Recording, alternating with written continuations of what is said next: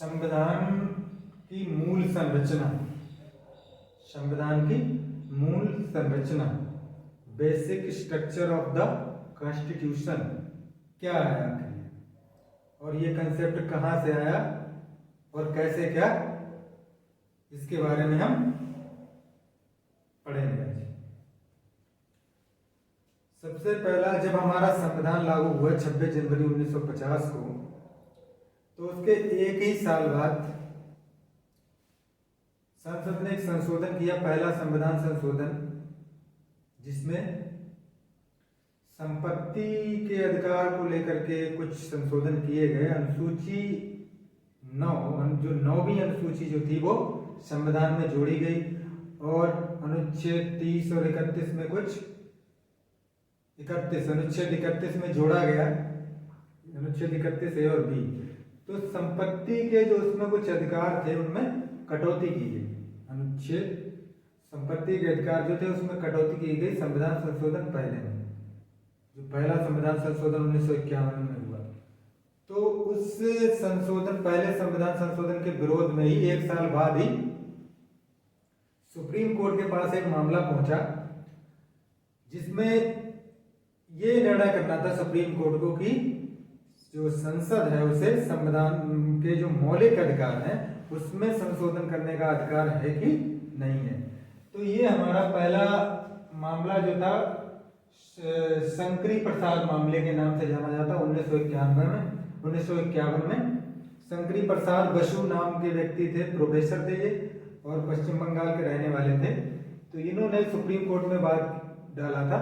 तो ये मामला शंकरी प्रसाद मामला 1951 से नाम से जाना जाता।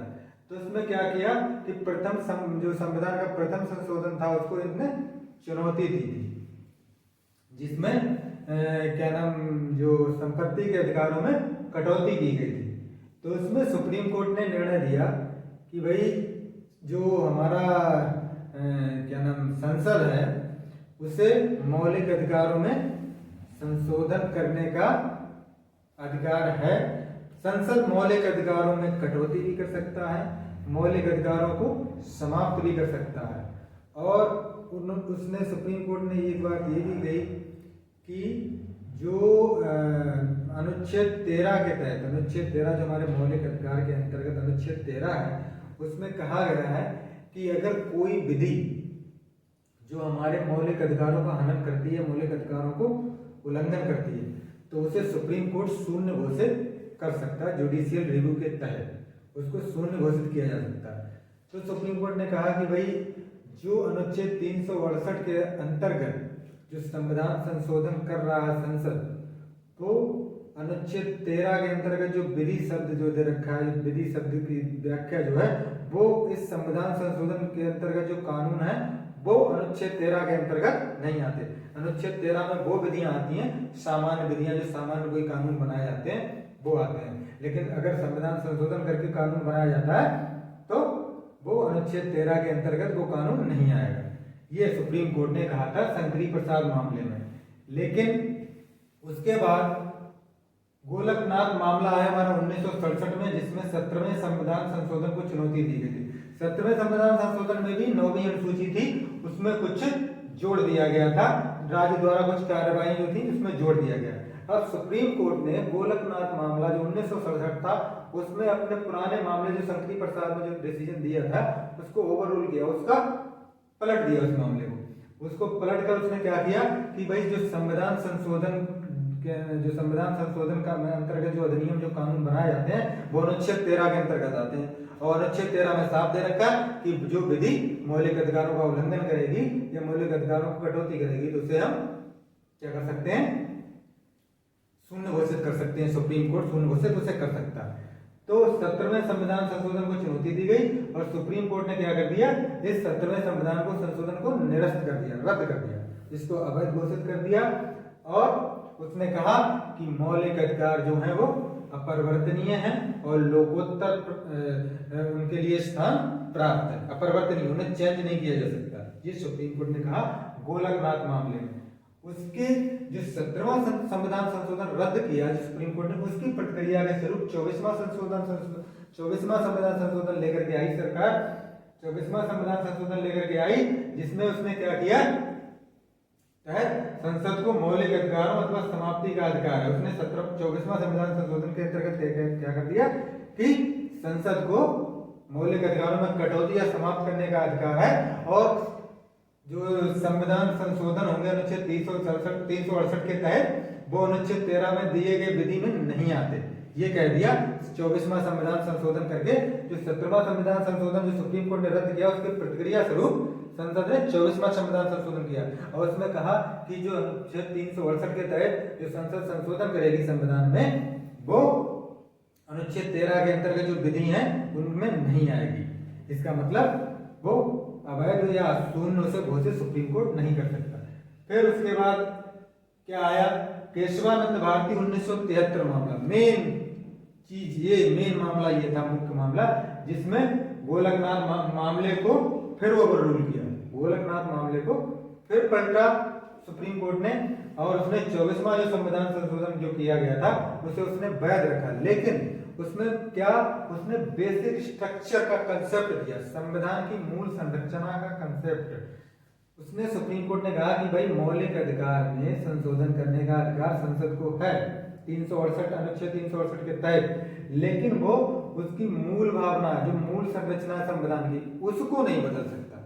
मूल भावना में उन्होंने बहुत सारे कंसेप्ट दिए, जैसे हमारा संघात्मक व्यवस्था है, हमारे संविधान की संघात्मक व्यवस्था है, उसमें संविधान की जो धर्मनिरपेक्ष प्रकृति है, न्याय पुनरीक्षा है, बहुत सारी चीजें हैं। उसमें निजता का अधिकार है हमारा, तो इसमें उसको संशोधन करने का अधिकार नहीं है। तो इसी केशवानंद भारती में उसने, सुप्रीम कोर्ट ने बेसिक स्ट्रक्चर का कंसेप्ट दिया। उसके बाद 1975 में जो इंदिरा गांधी का मामला था, उसमें इस जो बेसिक स्ट्रक्चर का कंसेप्ट जो था उसकी उन्होंने पुष्टि की, जो 39वां संविधान संशोधन को रद्द करके। क्योंकि 39वां संविधान संशोधन जो इंदिरा गांधी ने किया था, उसमें क्या था कि प्रधानमंत्री और लोकसभा के चुनाव से संबंधित अगर कोई विवाद है तो उसको न्यायालय क्षेत्र से बाहर कर दिया गया था। 39वें संविधान संशोधन में क्या किया गया था कि भाई जो हमारा लोकसभा और प्रधानमंत्री के चुनाव से संबंधित अगर कोई विवाद हो, तो उन्होंने कहा कि भाई संसद ने ऐसा संशोधन किया कि उसे सुप्रीम कोर्ट या हाई कोर्ट के न्यायालय क्षेत्र, मतलब न्यायालय क्षेत्र से उसे बाहर कर दिया। तो इसको बाद में उसने, सुप्रीम कोर्ट ने इस इंदिरा गांधी मामले में रद्द कर दिया। उन्होंने कहा कि भाई इसमें न्याय पुनरीक्षा की कहीं जगह नहीं है, और ये हमारे जो बेसिक स्ट्रक्चर है उसके अंतर्गत आता है, और ये हमारी जो न्याय की मूल भावना है जो हमारे संविधान की, उसके खिलाफ है। इसके प्रतिक्रिया स्वरूप अब जब उन्होंने 39वां रद्द किया सुप्रीम कोर्ट ने, तो उसके रिएक्शन में 42वां संविधान संशोधन किया गया, जिसे मिनी कॉन्स्टिट्यूशन कहा जाता है। और उसमें बहुत सारे संशोधन जो हुए थे वो अब भी जारी हैं, लेकिन उसमें एक प्रावधान ये था कि उन्होंने अनुच्छेद 368 के तहत जो संसद की संविधान संशोधन की शक्ति थी उसे असीमित कर दिया, कि भाई चाहे वो मूल अधिकार खत्म कर दे, कुछ भी खत्म कर दे, पूरा संविधान बदल दे, उसकी शक्ति को कहीं चुनौती नहीं दी जा सकती, उसके संविधान संशोधन को। तो इसको भी बाद में मिनर्वा मिल्स जो 1980 मामला था, इसमें सुप्रीम कोर्ट ने इस प्रावधान को अमान्य कर दिया। कौन से प्रावधान को? जिसमें कहा गया कि अनुच्छेद 368 के तहत संसद की जो संविधान संशोधन की शक्ति है वो असीमित है। सुप्रीम कोर्ट ने कहा कि इसमें न्याय पुनरीक्षा के लिए कोई स्थान नहीं है, इसलिए जुडिशियल रिव्यू के लिए स्थान नहीं है, इसलिए इसको रद्द किया जाता है।